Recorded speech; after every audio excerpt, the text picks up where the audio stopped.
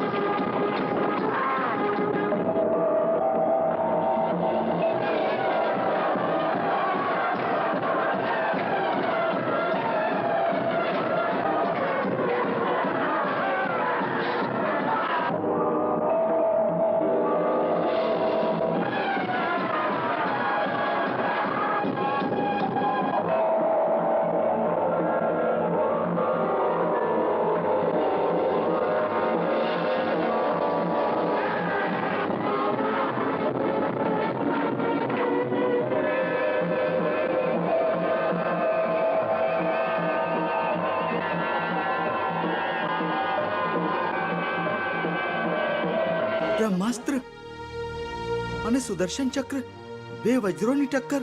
નારાયણ નારાયણ.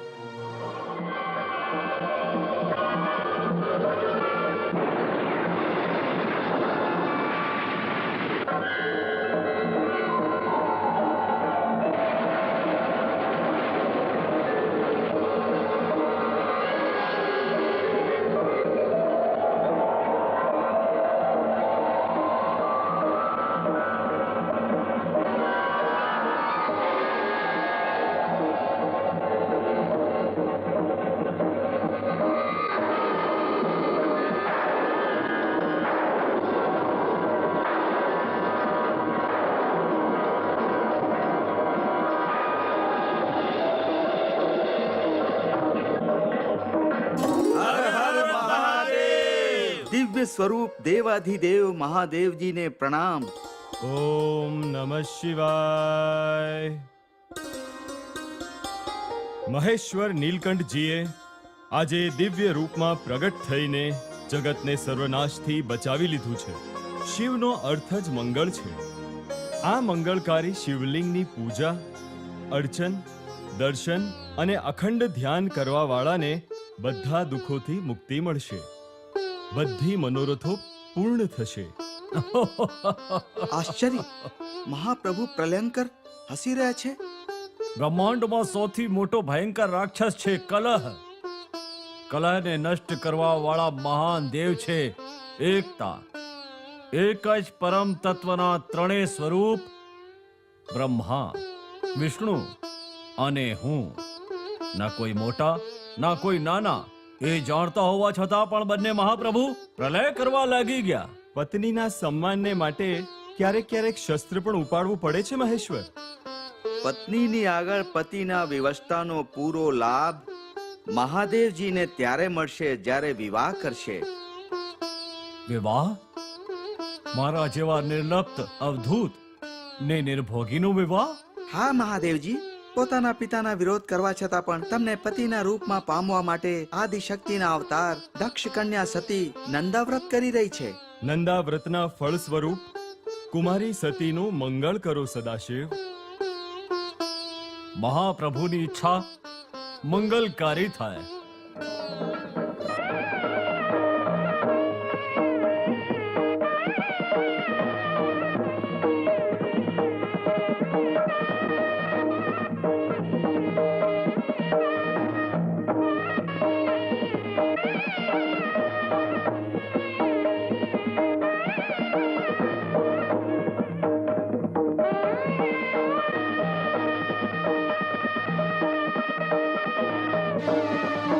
નારાયણ નારાયણ. દાનવ, દલ, ઉત્પલ. હા ચોટીવાળા, તું આકાશ, પાતાળ અને પૃથ્વી પર ભટકતો હોય છે. ક્યાંય એવી સુંદરી જોઈ જેની સમાન બીજી કોઈ ના હોય? નારાયણ નારાયણ. હું જન્મથી જ બ્રહ્મચારી, મારે શું નાક કાન કપાવવું છે જે સુંદરીની સામે જોઉં? તો શું આંખો પર પટ્ટી બાંધીને ભટકે છે? ચાસો દઈને પીછો છોડાવવા માંગે છે. તારી ચોટી ઉખાડી નાખી. તંબુરો તોડી નાખીશું. નારાયણ, જોઈ લીધું ને પ્રભુ, દડો ક્યાં સુધી ઉછાળી શકું છું? હવે તમે સંભાળો.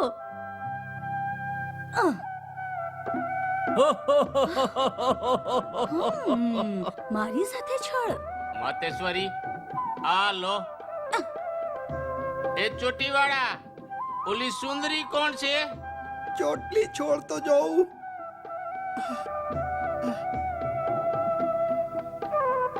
અરે નારાયણ નારાયણ, આ તો એ જટાધારીની પત્ની છે, નામ સતી.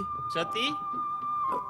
દાનો બંધુ, જટાધારી મહાકાલના ત્રિશુલથી કોઈ બચી નથી શક્યો. ચોટલીવાળા, અમને બ્રહ્માનું વરદાન છે. ના અમને પુરુષ મારી શકે છે, ના સ્ત્રી. નારાયણ નારાયણ, મૂરખ હૃદય છે. ફરી સંભાળો પ્રભુ.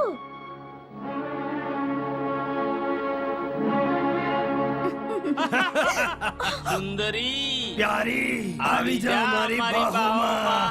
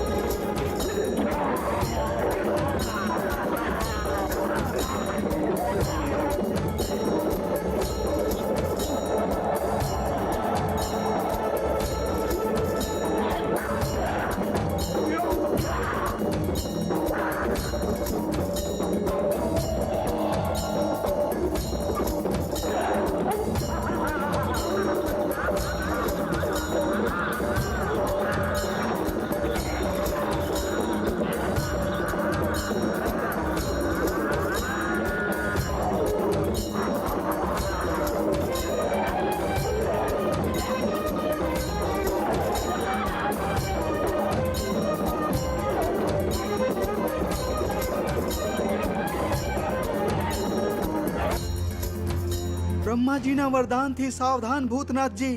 આ નહીં પુરુષથી મરશે, નહીં સ્ત્રીથી.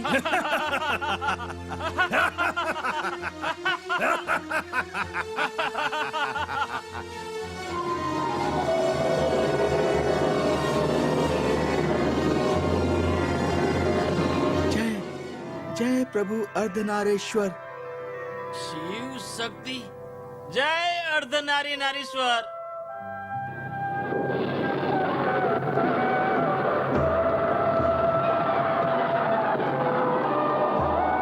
અરે જય શંભુ. નારાયણ નારાયણ. દક્ષ પ્રતુ યજ્ઞમાં ભાગ લેવા વાળા બધા દેવતા ઋષિ ત્યાં પહોંચી ગયા. જમાઈ ભૂતેશ્વર નહીં પધાર્યા? નિમંત્રણ નથી આપ્યું. આશ્ચર્ય. દેવાધિદેવ મહાદેવની વગર યજ્ઞ પૂરો નહીં થઈ શકે એ જાણતા હોવા છતાં પણ સતીના પિતાજીએ નિમંત્રણ નથી મોકલ્યું. ભૂલથી રહી ગયું હશે. બહિષ્કાર ભૂલથી નહીં, ઈચ્છાથી કરવામાં આવે છે. પરમેશ્વર, મારા પિતાશ્રીના પ્રત્યે શંકામાં ના પડીને યજ્ઞમાં ચાલો, મારી વિનંતી છે. નહીં, બાણથી વીંધી જવા છતાં પણ મન આટલું દુખી નથી થતું જેટલું સ્વાભિમાનને ઠેસ લાગવાથી થાય છે. નહીં જઈશ. તો મને જવાની આજ્ઞા આપો. તમારા બહિષ્કારનું કારણ પૂછીશ, પિતાજીને સમજાવીશ, તમને સન્માનથી નિમંત્રણ મોકલાવીશ. મને વિશ્વાસ છે. તમારા વિશ્વાસમાં અમંગલ દેખાય છે, નીતિ વિરુદ્ધ લાગે છે. નારાયણ નારાયણ, આ તો સતીના સફળ હોવામાં શંકા જેવી વાત છે. જો હું સફળ ના થઈ તો મોઢું નહીં દેખાડીશ. આજ્ઞા. નંદિકેશ, જય શિવ શંભુ. સતીની સાથે જાઓ.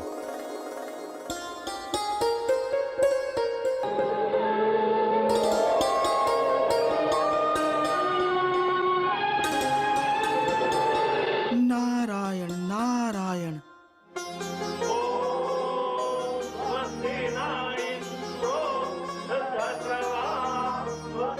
સતી, બેટી, માં, પિતાજી, પ્રણામ. યજ્ઞમાં વિઘ્ન નાખવા આવી છે. ના, યજ્ઞ પૂરો કરાવવા આવી છું.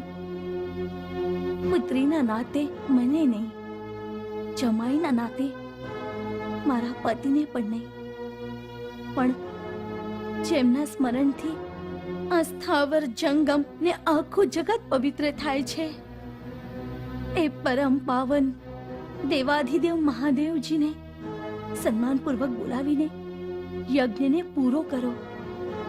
એ જટાજીવધારીથી મને ઘૃણા છે.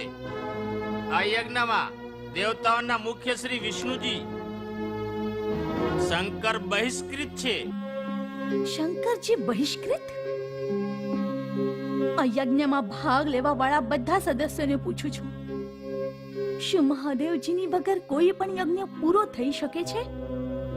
શું યજ્ઞના પૂજ્ય ફલદાતા કોઈ પણ યજ્ઞથી બહિષ્કૃત થઈ શકે છે? સત્ય કહો. સૃષ્ટિના સર્જનહાર બ્રહ્માજી યજ્ઞનું પૂરું ફળ મહાદેવજી જ દઈ શકે છે. આ તથ્ય પહેલા જ પિતાજીને સમજાવ્યું હોત તો આજે માથું ના ઝુકાવ્યું પડત. જગતના પાલનહાર વિષ્ણુજી, મહાદેવજીની પહેલી પૂજા કરવી યજ્ઞનો નિયમ છે. એ નિયમનું પાલન તમે કરાવ્યું હોત તો આજે મૌન ના રહેવું પડત. સતી, મારા અતિથિ સાથે આવો વર્તાવ તારા પિતાનું અપમાન છે. પિતાનું અપમાન પતિના અપમાનથી વધારે નથી. મારા પતિને દેવતાઓ પણ સર્વશ્રેષ્ઠ માને છે. નહીં, તારા પતિ ભૂત પ્રેતોના દેવતા છે, નાગોના દેવતા છે, મા બાપ વગરનો, દુર્બુદ્ધિ વાળો, પિતાજી! એ અઘોરી, હડબમ, દુષ્ટ આત્મા, મોટો અસભ્ય, ઘોર જંગલી છે. પિતાજી, ચૂપ થઈ જાઓ. મહાદેવજીની નિંદા કરવા વાળા અને સાંભળવા વાળા બંને નરકના ભાગી હોય છે. પતિની આવી નિંદા સાંભળું એના કરતા હું અગ્નિમાં પ્રવેશ કરી લઉં.